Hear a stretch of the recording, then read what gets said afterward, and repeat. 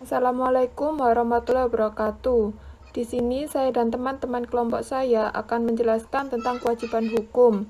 Saya Desinda Rahmasistia, NIM 113, kemudian ada Syahrul Romadonil Hikmah, NIM 1557, ada Wardah Nabila NIM 178, dan Sofia Fitri Marhamah NIM 112. Lingkungan hukum yang berubah. Faktor-faktor penyebab. 1. Kesadaran para pemakai laporan keuangan yang semakin meningkat akan tanggung jawab akuntan publik. 2. Kesadaran yang meningkat di pihak Securities and Exchange Commission (SEC) mengenai tanggung jawabnya melindungi kepentingan para investor. Ketiga, kerumitan fungsi-fungsi auditing dan akuntansi yang disebabkan oleh meningkatnya ukuran bisnis, globalisasi bisnis, dan kerumitan operasi bisnis serta transaksi keuangan.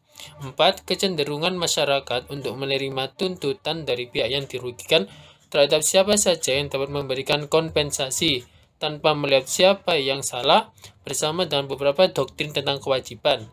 Sering disebut konsep kewajiban deep pocket. 5. Resesi global dan masa ekonomi yang sulit mengakibatkan kegagalan bisnis yang memicu stakeholder atau pemangku kepentingan menuntut restitusi dari pihak lain, termasuk auditor eksternal. 6. Keputusan pengadilan menyangkut ganti rugi yang besar pada beberapa kasus melawan akuntan publik telah mendorong para pengacara untuk memberikan pelayanan hukum atas dasar fee kontingent. Kesepakatan ini menawarkan keuntungan kepada pihak yang dirugikan bila tuntutannya berhasil dan kerugiannya minimum bila tuntutannya tidak berhasil. 7. Banyak kantor akuntan publik lebih memilih menyelesaikan masalah hukum di luar pengadilan untuk menghindari biaya pengadilan yang mahal dan publisitas yang merugikan ketimbang menyelesaikannya melalui proses pengadilan. 8. Kesulitan yang dihadapi hakim dan juri dalam memahami serta menginterpretasikan masalah teknis akuntan dan auditing. Membedakan antara kegagalan bisnis, kegagalan audit, dan resiko audit. Kegagalan bisnis terjadi apabila bisnis tersebut tidak mampu mengembalikan pinjamannya atau memenuhi harapan para investor karena keadaan ekonomi atau bisnis, seperti resesi, kemudian manajemen yang buruk, atau persaingan yang tak terduga dalam industri itu. Kegagalan audit terjadi apabila auditor mengeluarkan pendapat audit yang tidak benar karena gagal memenuhi persyaratan standar audit.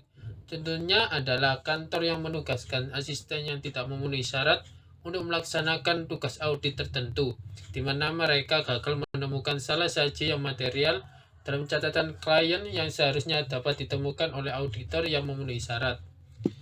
Risiko audit merupakan kemungkinan bahwa auditor akan menyimpulkan setelah melaksanakan audit yang memadai bahwa laporan keuangan telah dinyatakan secara wajar, sedangkan dalam kenyataannya mengandung salah saji yang material. Risiko audit tidak dapat dielakkan karena auditor mengumpulkan bukti hanya atas dasar pengujian dan karena kecurangan yang disembunyikan dengan baik sangat sulit dideteksi.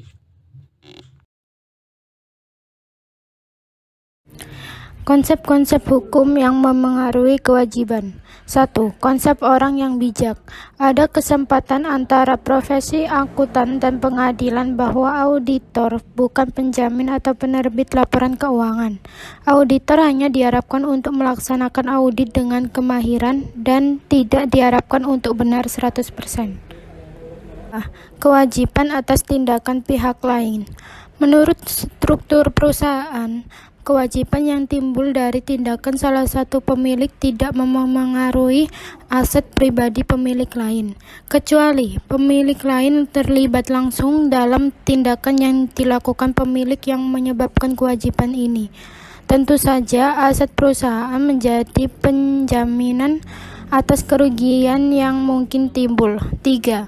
Tidak adanya komunikasi istimewa. Menurut common law, akuntan publik tidak berhak menyembunyikan informasi dari pengadilan dengan menyatakan bahwa informasi tersebut rahasia. Syarat-syarat hukum yang memengaruhi kewajiban akuntan publik. 1. Syarat yang berkaitan dengan kelalaian dan penipuan, seperti kelalaian biasa, kelalaian besar, penipuan konstruktif. 2. Syarat yang berkaitan dengan hukum kontrak, seperti pelanggaran kontrak dan manfaat pihak ketiga. 3. Syarat-syarat lain, seperti common law, UU Stater, kewajiban bersama dan tertentu, kewajiban terpisah dan proporsional.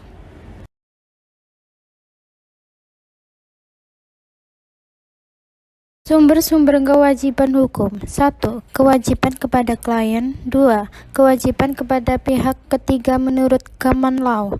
3. Kewajiban sipil menurut UU Sekuritas Federal. 4. Kewajiban kriminal. Kewajiban kepada klien. Sumber tuntunan hukum yang paling umum terhadap akuntan publik adalah dari klien. Kewajiban yang umum akibat tuntunan hukum klien melibatkan klaim dari auditor tidak dapat menemukan pencuri oleh karyawan akibat kelalaian dalam melaksanakan audit. Masalah utama dalam kasus yang melibatkan dugaan kelalaian biasanya adalah tingkat kemahiran yang diperlukan. Menyangkut kelalaian yang dituduhkan kepada auditor karena tidak dapat menemukan penipuan. Kantor akuntan publik biasanya menggunakan satu atau kombinasi dari 4 pembelaan bila ada tuntunan hukum dari klien, yaitu tidak ada tugas yang harus dilaksanakan, pelaksanaan kerja tanpa kelalaian, kelalaian kontribusi, dan ketiadaan hubungan timbal balik atau sebab akibat.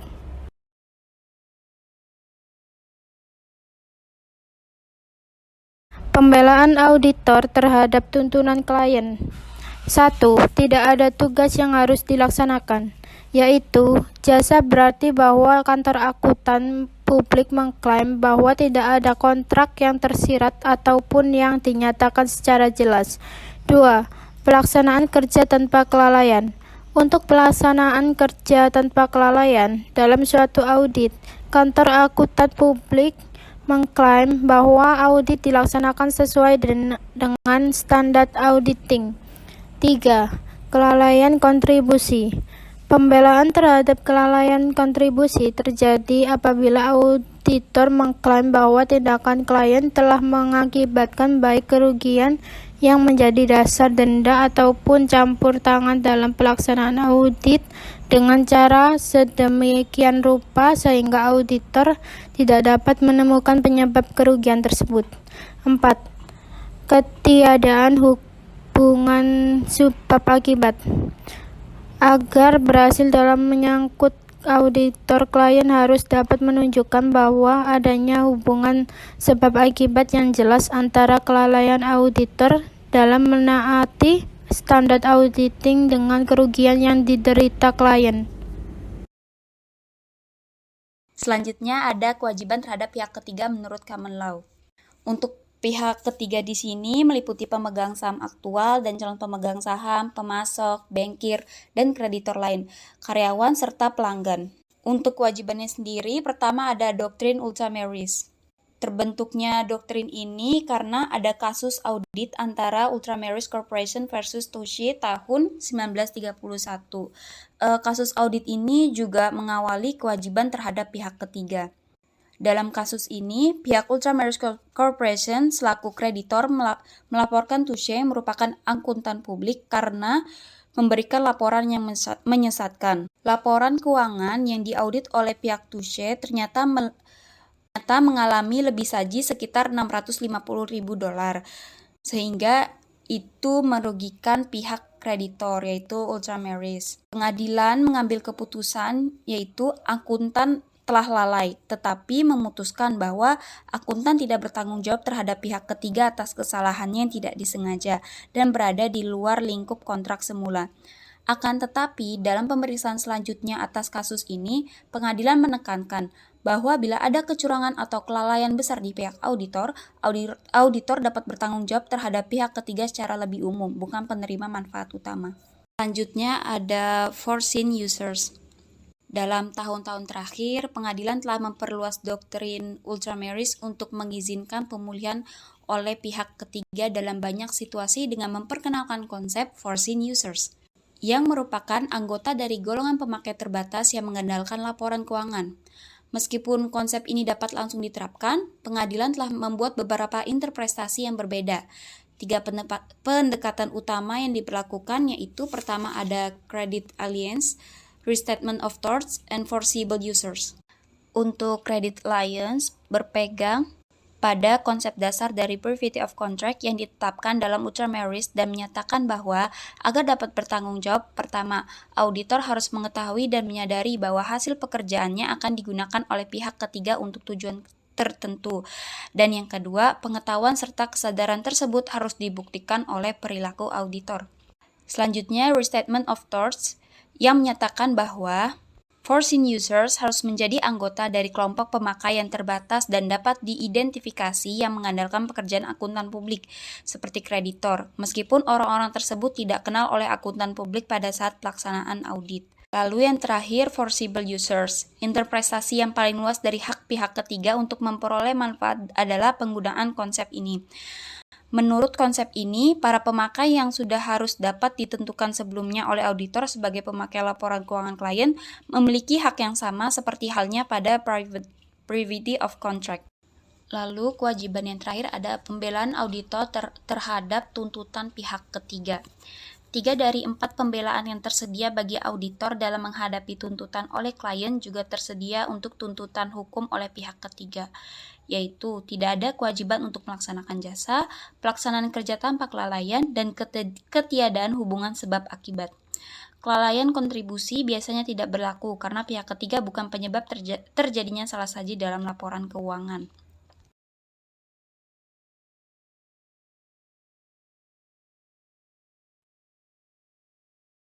Lalu di slide ini kita akan membahas tentang kewajiban sipil menurut Undang-Undang Sekuritas Federal. Yang pertama ada Securities Act tahun 1933, di mana ini hanya berkaitan dengan persyaratan pelaporan bagi perusahaan yang menerbitkan sekuritas baru, termasuk informasi dalam laporan registrasi atau pendaftaran dan prospektus. Satu-satunya pihak yang dapat memperoleh ganti rugi dari auditor menurut UU tahun 1933 adalah pembeli pertama sekuritas tersebut. Securities Act tahun 1933 ini mengenakan beban yang tidak biasa terhadap auditor. Section 11 dari UU tahun 1933 tersebut mendefinisikan hak pihak ketiga dan auditor sebagai berikut. Pertama, setiap pihak ketiga yang membeli sekuritas yang dijelaskan dalam laporan pendaftaran bisa menggugat auditor atas adanya salah saji yang material atau penghilangan angka dalam laporan keuangan yang telah diaudit yang disertakan dalam laporan pendaftaran atau registrasi. Kedua, pemakai pihak ketiga tidak mempunyai beban untuk membuktikan bahwa mereka mengandalkan laporan keuangan atau bahwa auditor telah lalai atau menipu dalam melakukan audit. Pemakai hanya harus membuktikan bahwa laporan keuangan yang telah diaudit mengandung salah saji yang material. Ketiga, auditor berkewajiban menunjukkan pembelaannya bahwa yang pertama, audit yang memadai telah dilakukan, atau yang kedua, seluruh atau sebagian dari kerugian penggugat disebabkan oleh faktor-faktor selain laporan keuangan yang menyesatkan. Securities Act tahun 1933 adalah satu-satunya common law atau UU statuter di mana beban untuk membuktikan ada di pihak tertuduh. Selanjutnya ada Securities Action Act of tahun 1934 yang seringkali berpusat pada laporan keuangan yang telah diaudit yang diterbitkan kepada publik dalam laporan tahunan yang diserahkan kepada SEC sebagai bagian dari laporan tahunan Form 10K.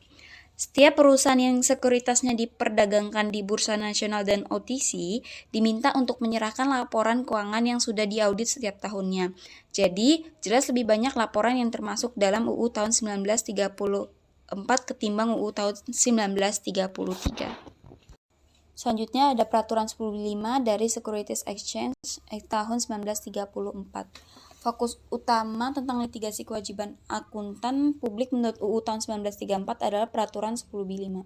Section 10 dan Peraturan 10.5 seringkali disebut sebagai ketentuan anti kecurangan dari Undang-Undang tahun 1934 karena menghalangi setiap aktivitas penipuan yang melibatkan pembelian atau penjualan setiap sekuritas. Berbagai keputusan pengadilan federal menjelaskan bahwa peraturan ini berlaku tidak hanya bagi penjual langsung, tetapi juga akuntan, penjamin emisi, dan pihak lainnya. Pada umumnya, akuntan dianggap bertanggung jawab menurut Section 10 dan Peraturan 10 B5 jika hal itu secara sengaja atau secara ceroboh salah menyajikan informasi yang akan digunakan oleh pihak ketiga. Lalu ada pembelaan auditor untuk UU tahun 1934. 3 pembelaan serupa yang tersedia bagi auditor dalam kasus tuntutan menurut common law oleh pihak ketiga juga berlaku bagi tuntutan menurut UU tahun 1934. Yaitu pelaksanaan kerja tanpa kelalaian, tidak ada kewajiban, dan ketiadaan hubungan timbal balik atau sebab akibat. Lalu ada sanksi SEC dan PCAOB. SEC dan PCAOB mempunyai wewenang dalam situasi tertentu untuk menjatuhkan sanksi atau melarang para praktisi untuk mengaudit perusahaan-perusahaan yang menjadi anggota SEC. Rules of Practice SEC dan Rules of the Board PCAOB akan memungkinkan SEC serta PCAOB untuk menolak, baik untuk sementara maupun seterusnya, praktik kantor akuntan publik dalam kaitannya dengan laporan keuangan perusahaan publik, baik karena kurangnya kualifikasi yang tepat atau terlibat dalam perilaku profesional yang tidak etis atau tidak pantas. Lalu ada Sarbanes-Oxley Act tahun 2002. Undang-undang ini mensyaratkan CEO dan CFO untuk mengesahkan laporan keuangan tahunan serta kuartalan yang didaftarkan ke SEC. Selain itu, manajemen juga harus melaporkan penilaiannya terhadap efektivitas pengendalian internal atas pelaporan keuangan, dan auditor harus memberikan pendapat atas penilaian manajemen serta efektivitas pengendalian internal atas pelaporan keuangan. Akibatnya, auditor mungkin rentan terhadap kewajiban hukum yang berkaitan dengan pendapatnya menyangkut pengendalian internal. PCAOB juga mempunyai wewenang untuk menjatuhkan sanksi kepada kantor akuntan publik yang terdaftar atas setiap pelanggaran terhadap undang-undang ini.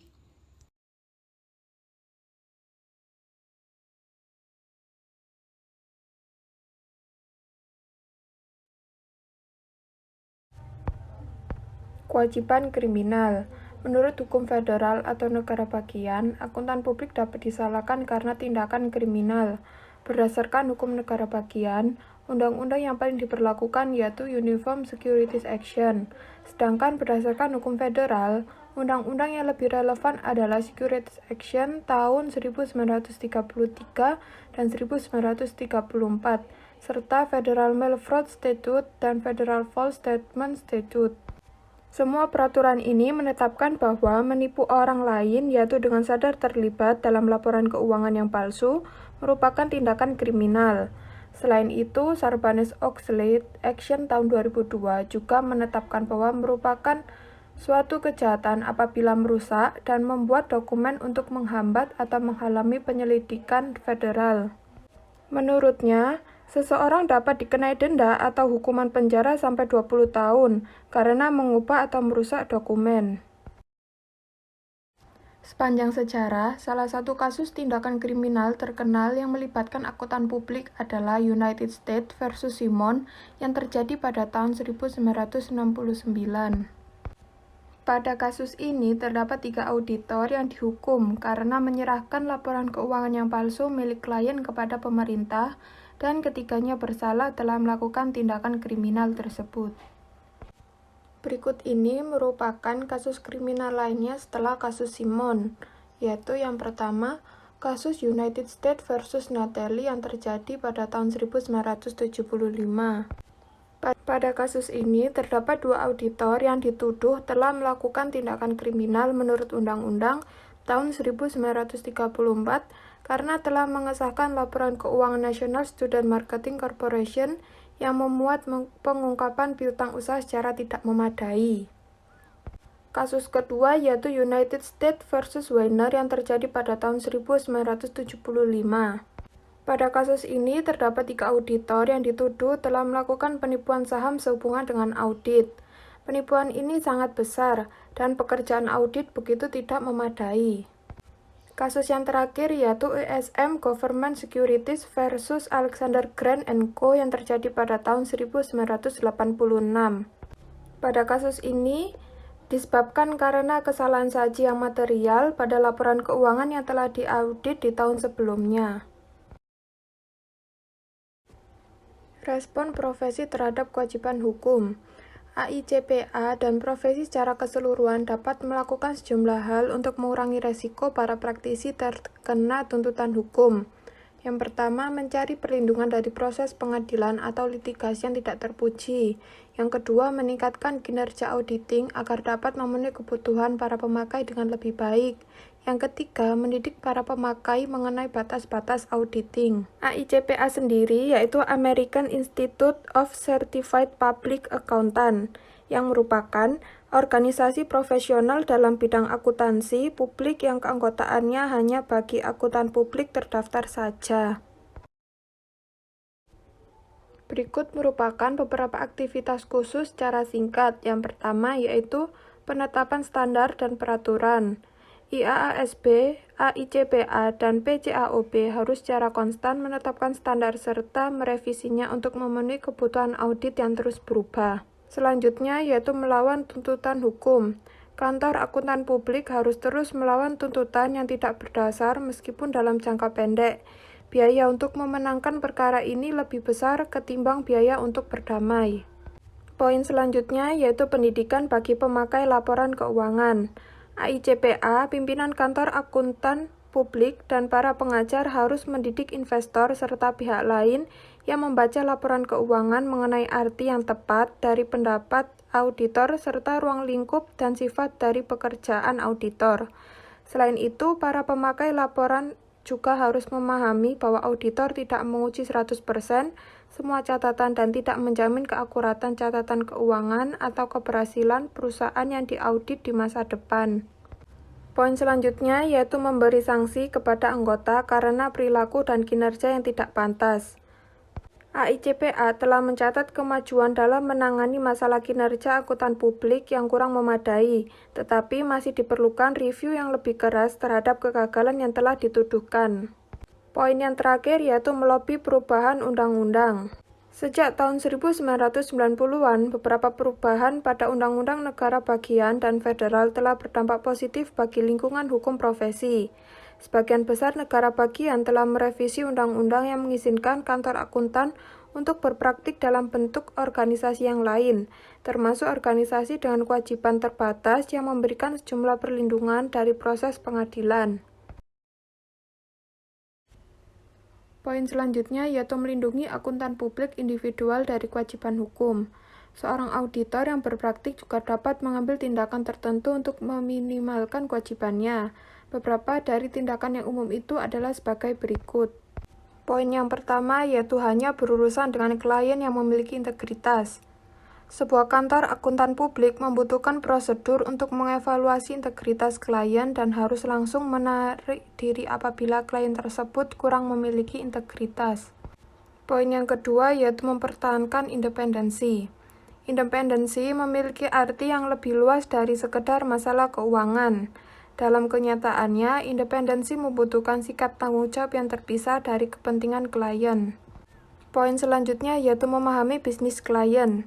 Kurangnya pengetahuan terhadap praktik industri dan operasi klien telah menjadi faktor utama kegagalan auditor untuk mengungkapkan salah saji dalam beberapa kasus. Poin selanjutnya yaitu melaksanakan audit yang bermutu. Audit yang bermutu mengharuskan auditor memperoleh bukti yang memadai dan membuat pertimbangan yang tepat atas bukti tersebut. Poin yang kelima yaitu mendokumentasikan pekerjaan secara layak. Penyusunan dokumentasi audit yang baik akan membantu auditor melaksanakan audit yang bermutu. Dokumentasi audit yang bermutu sangat penting ketika auditor menghadapi perkara audit di pengadilan. Poin yang terakhir yaitu mengungkapkan skeptisme profesional. Auditor sering dianggap bersalah ketika dihadapkan dengan informasi yang menunjukkan masalah yang tidak mereka sadari. Auditor perlu berusaha keras untuk mempertahankan tingkat skeptisme yang sehat, yang membuatnya waspada terhadap salah saji yang potensial, sehingga mereka dapat menemukan salah saji ketika hal itu terjadi.